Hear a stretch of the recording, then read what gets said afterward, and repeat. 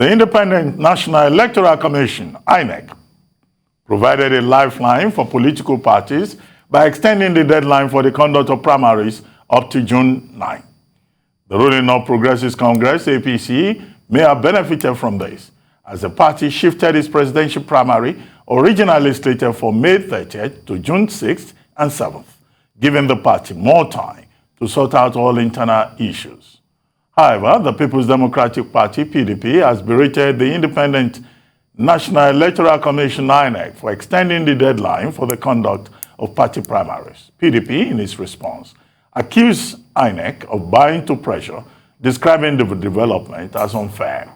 Joining us on this show this morning as we discuss the APC primaries and the party's readiness ahead of its convention is Musa Sarkin Adar, member, Federal House of Representatives for Goronyo Gada Constituency in Sokoto State.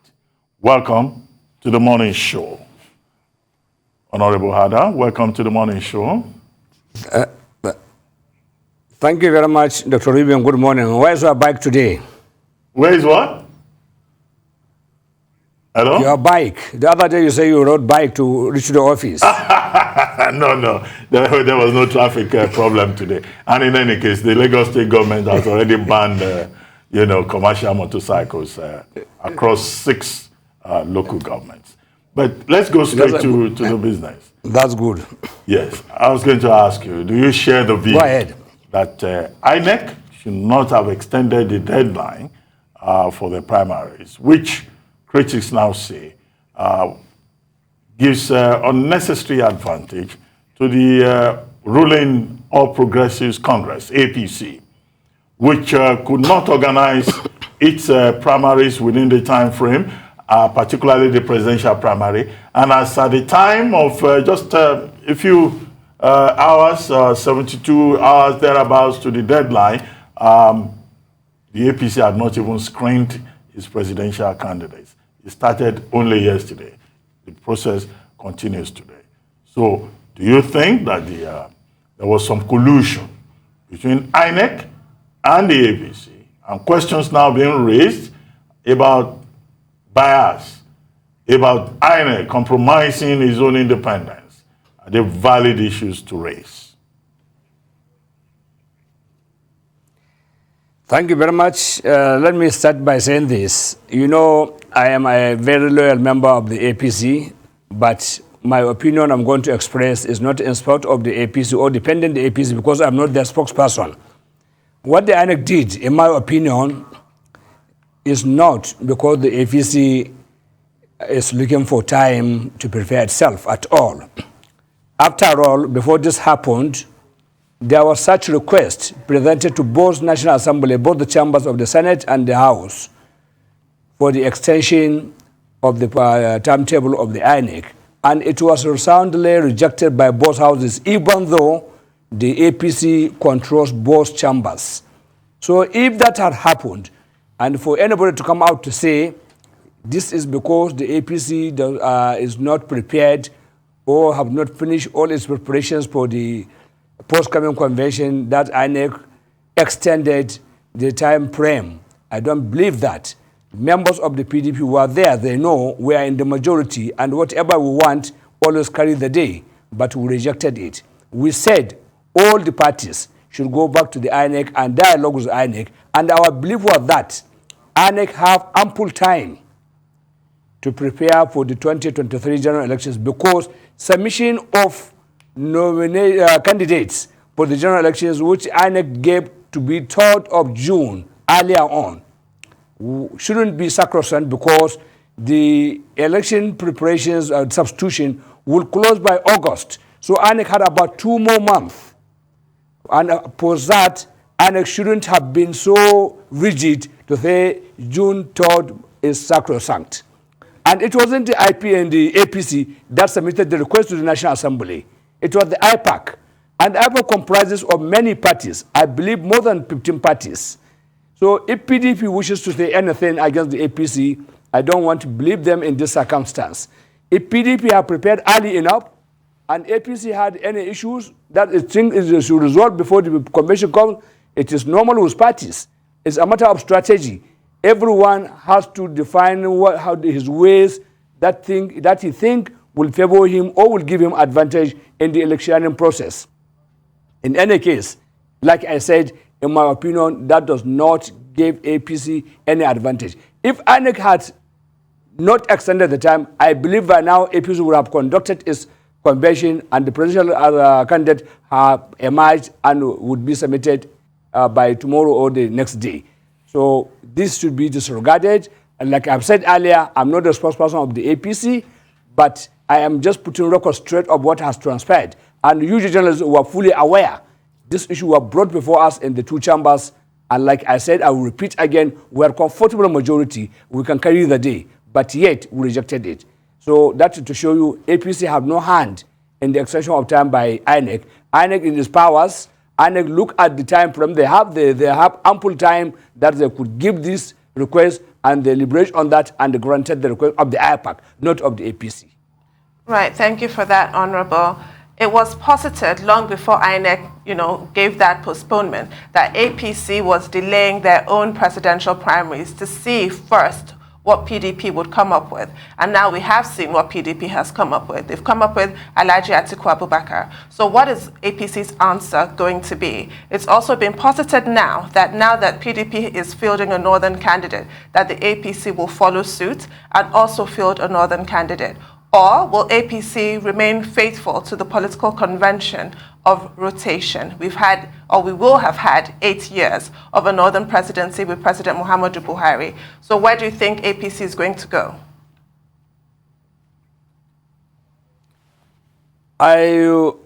Let me say this again.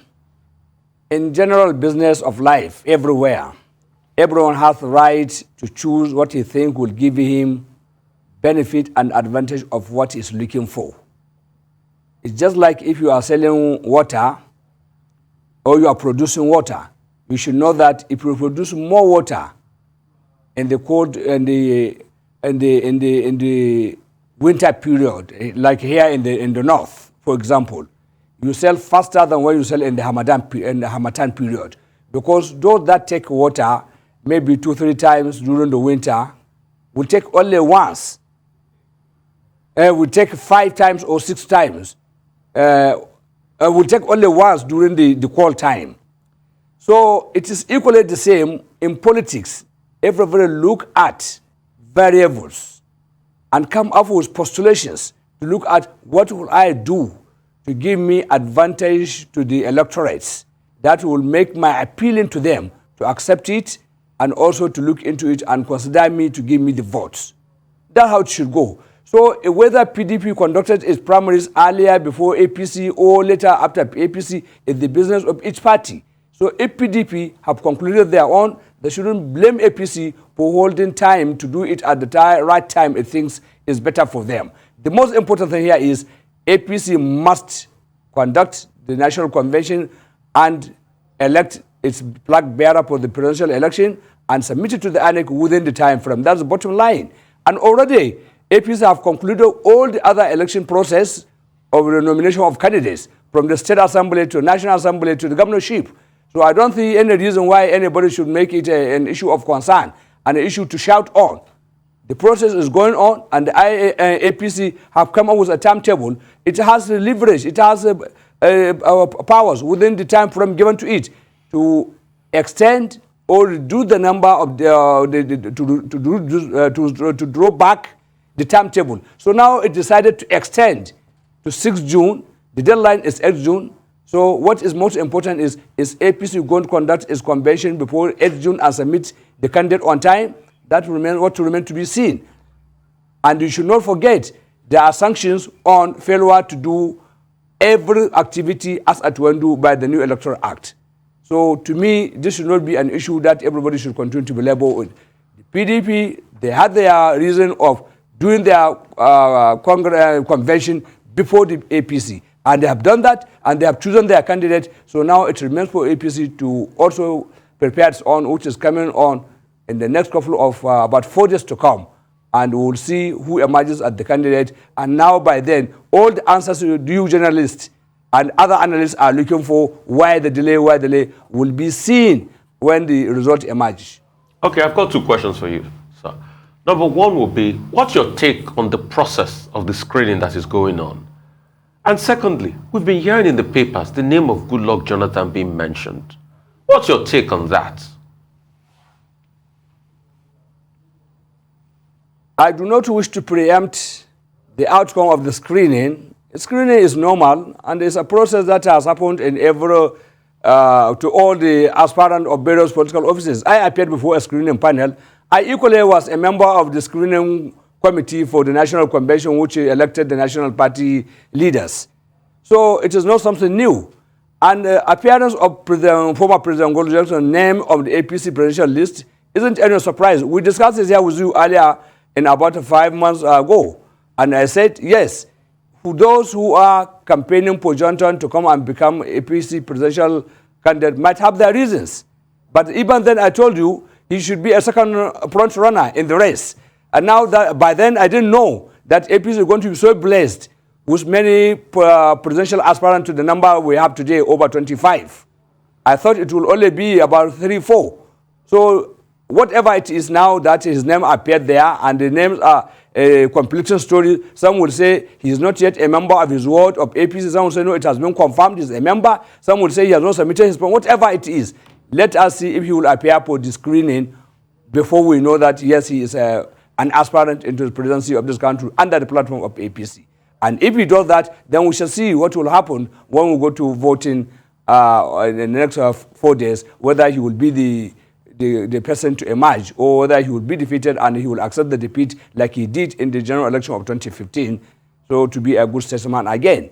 And or whether he will also withdraw on his own to say that, no, I just wanted to give everybody a chance. Those who have been calling on me, I appreciate them, and I have accepted the call, but now I honorably withdraw for certain reasons, and he could as well narrate the reasons. Let's see and wait what will happen.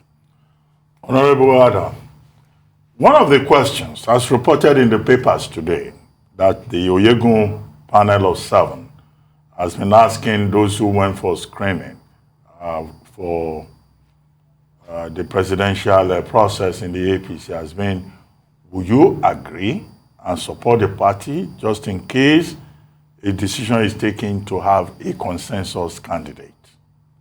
Do you see the possibility of the APC coming up with a consensus candidate?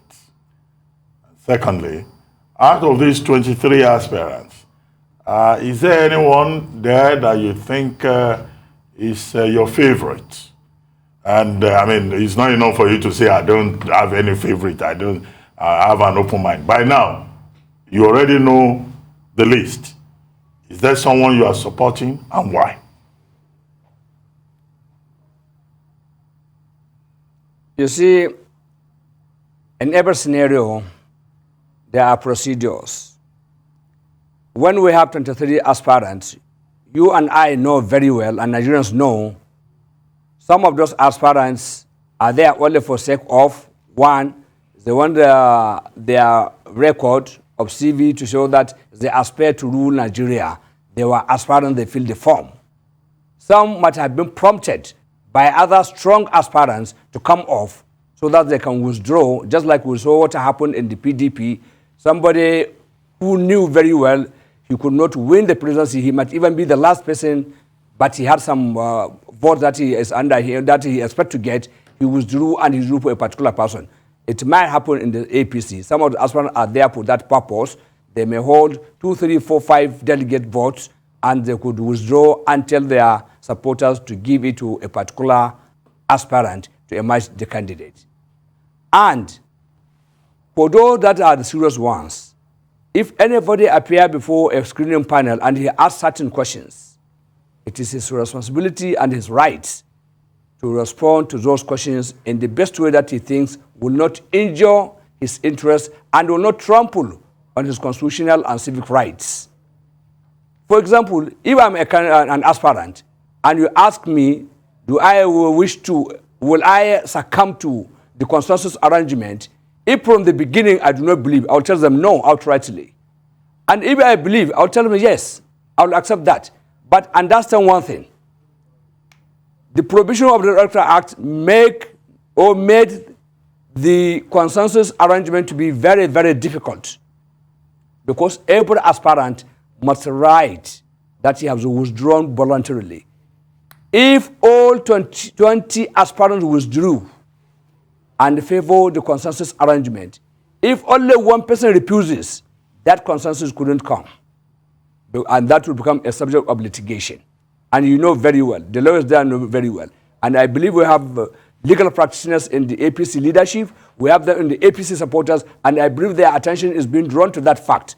But as I said, if somebody believes in the unity of the party and believes in to reduce the tension, you can withdraw. There is no sacrosanct that you must be a president. And if you do not become a president now, it may be in future.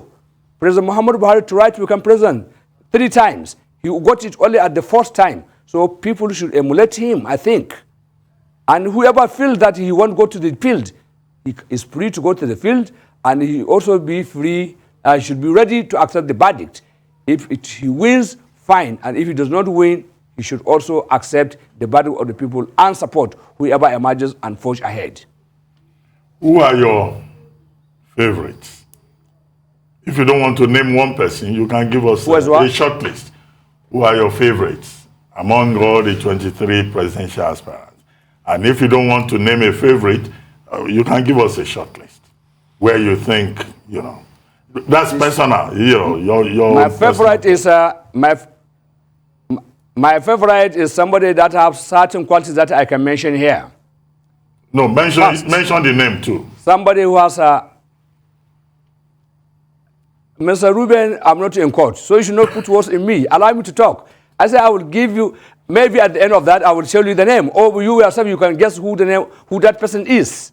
The person who is my favorite candidate or aspirant in this exercise is going to be the person that I believe have capacity to lead Nigeria better than where we are. The person who have experience in governance. The person who understands how Nigeria works. The person who knows Nigeria very well, who understands it is a basket, that everybody, there must be a handshake between the north and the south across the Niger. And a person who is not tribalistic. And a person who also have the understanding of the modern economy and how it works. A person who can equally give us steady and faster infrastructure development in this country. And that person must be very matured, and he should also be a person who understands how to give and take in a combination like Nigeria. He should not be a person for region, he should not be a person for tribe or for religion. He should be a patriotic person that will move Nigeria to the highest level that the youth of these days and we the middle people like you and I are yearning to see in our lifetime before we depart. So that person should be a person that is my favorite. I know his name very well. If you know among these who have met that qualities, so that's my favorite person. Well, we had hoped that you'd actually mention the name, but never mind. A lot has been made of the conduct of the delegate. Don't forget, I'm not a voting delegate. I'm not a voting delegate by the Electoral Act. If I'm a voting delegate, I would have mentioned the name. But even if I mention the name, I'm only a supporter. Well, and I'm supporting, I'm campaigning for someone particularly already. Well, it's part of your effective campaign. Do you have me? On TV. Go ahead. No, if I had known, I would have come with the cap of the person or the T-shirt of the person. I didn't know that you would ask me this question. I thought we would only talk the general questions. So okay, next, we still have some days. I will be ready to appear. I'll go back to a general question. I will be ready to come in the next 2 days. Okay, we'll see.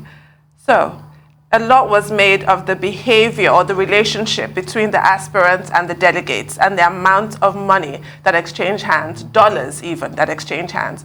I mean, I'm not expecting any different from the APC. Can you assure us that the behavior of APC aspirants and delegates will be markedly different from the show of shame that was reported about PDP delegates and the monetization of politics? It is a very sad incident that has happened, and what we saw happened at the PDP convention.